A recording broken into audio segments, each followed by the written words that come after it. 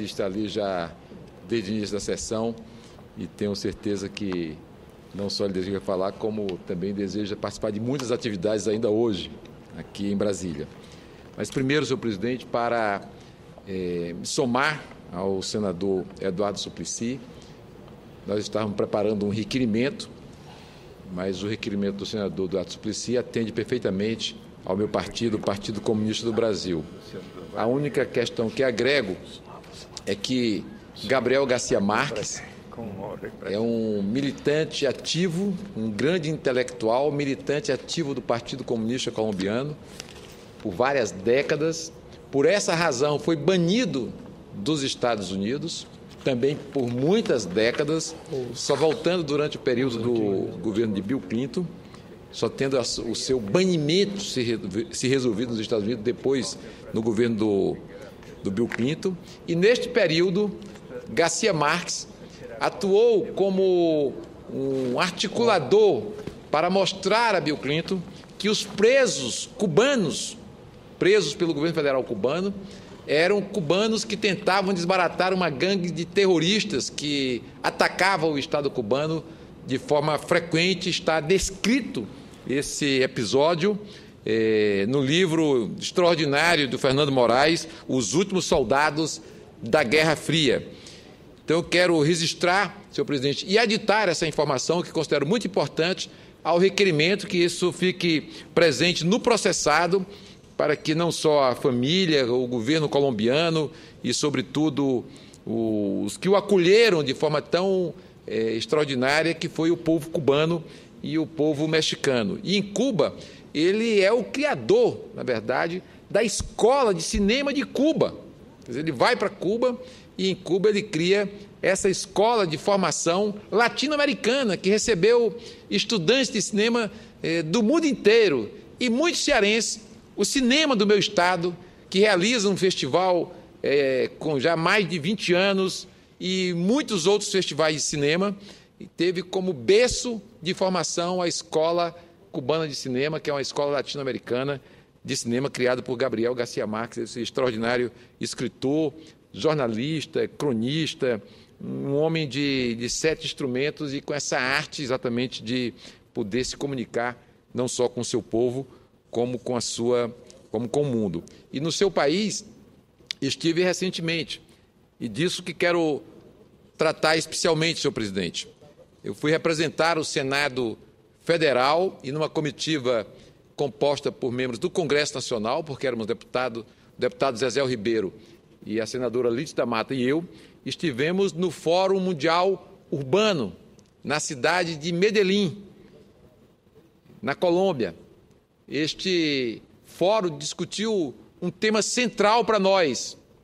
Nós tivemos a oportunidade de participar de várias mesas, de vários diálogos e de fazer visitas a regiões da cidade de Medellín, e é muito importante que fosse exatamente ali em Medellín que a gente pudesse ter essa experiência do Fórum Mundial Urbano, que é um fórum da Agência Habitat das Nações Unidas. Então, é um fórum organizado pelas Nações Unidas, que nós estivemos ali presente representando o Senado brasileiro e, no caso de Zezé Ribeiro, a Câmara dos Deputados, numa representação do Congresso Nacional.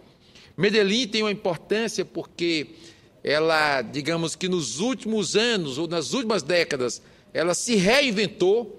É uma cidade histórica da Colômbia e foi escolhida pelas Nações Unidas e pelo Habitat exatamente pelo projeto que desenvolveu, com um aprendizado de questões que o nosso próprio país já assistiu.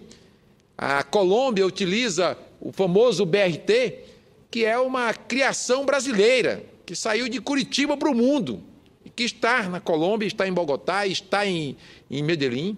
Mas Medellín, digamos, que superou problemas mais graves.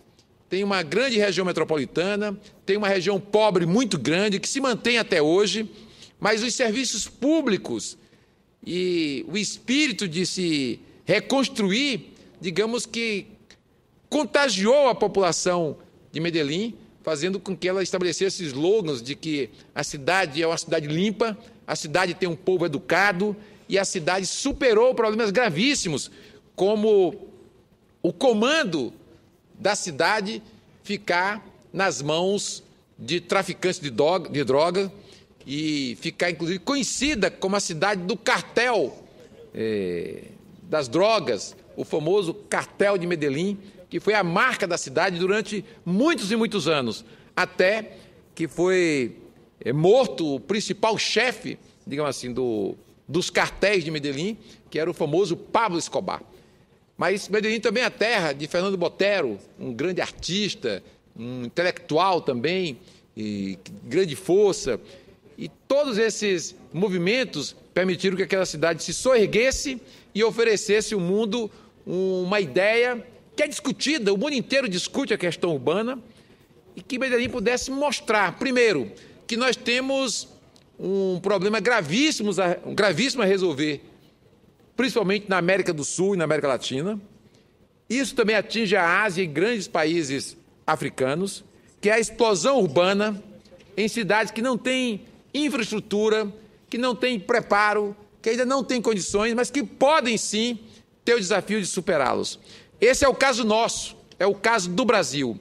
E ali nós fomos beber nessa fonte, que é o Fórum Mundial Urbano, patrocinado pelo Habitat e pelas Nações Unidas. Tivemos a oportunidade de discutir com representações da Argentina, da Colômbia, Bolívia, dos Estados Unidos, Canadá, da Europa, Ásia, China, dentro da Ásia, evidentemente, de cidades e estados, como é o caso da própria cidade de Singapura, e ver como é que essas nações têm superado esses desafios, a coragem de enfrentar o problema do investimento público na infraestrutura urbana, que mexe com o problema da propriedade, que essa é uma questão central na questão da reforma urbana. Sem mexer na questão da propriedade, sem fazer com que a propriedade cumpra a sua função social, é dito lá, esses senhores dessas cidades que estão conseguindo se reinventar, que estão conseguindo atender a sua população, elas tiveram a coragem de enfrentar a questão da propriedade. Quer dizer, a propriedade tem que cumprir uma função social. E isso nós fizemos no Brasil do ponto de vista legal. Nós temos o capítulo da reforma urbana, está posto ali na Constituição, e temos o Estatuto da Cidade. Mas utilizar o Estatuto da Cidade como instrumento de eficácia na gestão pública precisa ter coragem política, precisa ter apoio político e entendimento da sociedade, de que é um instrumento capaz de abrir caminhos fortes para termos uma infraestrutura urbana que atenda às condições do Brasil de hoje, de superpopulação urbana. Medellín criou, inclusive, uma autoridade metropolitana. Na verdade, o estado de Antioquia, que tem a capital Medellín, e Medellín tem uma grande região metropolitana, eles instituíram uma autoridade metropolitana, que é muito importante para poder integrar serviços fundamentais, como o serviço de transporte, o serviço de água, o serviço de esgoto, a questão dos resíduos sólidos, energia, telefone, internet. Todo esse sistema praticamente está integrado nessas grandes cidades. São Paulo tem uma região gigantesca, com mais de 20 milhões de habitantes, uma região metropolitana. O Rio de Janeiro, a capital, também tem uma região metropolitana gigantesca. Belo Horizonte, Porto Alegre, Curitiba, Fortaleza, Salvador, Recife, Belém, são grandes regiões metropolitanas que precisam de coragem política para usar os instrumentos legais que nós já dispomos. Nós temos a Constituição a nosso favor e nós temos a regulamentação da Constituição a nosso favor. Precisa, portanto, da determinação política, da coragem política, que envolve governo federal, governos estaduais e os governos municipais, evidentemente. Portanto, senhor presidente, eu faço esse registro porque fizemos uma viagem e sempre que se faz uma viagem não se deve apresentar apenas o texto escrito ali para a Secretaria do Senado Federal.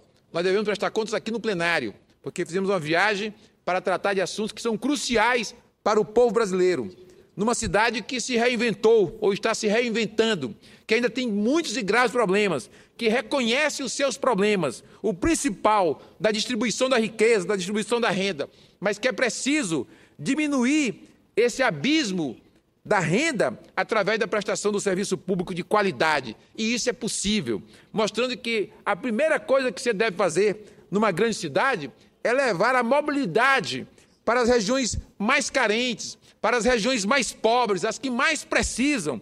Isso é uma mudança de cultura, de enxergar a cidade nas regiões que mais necessitam do apoio público.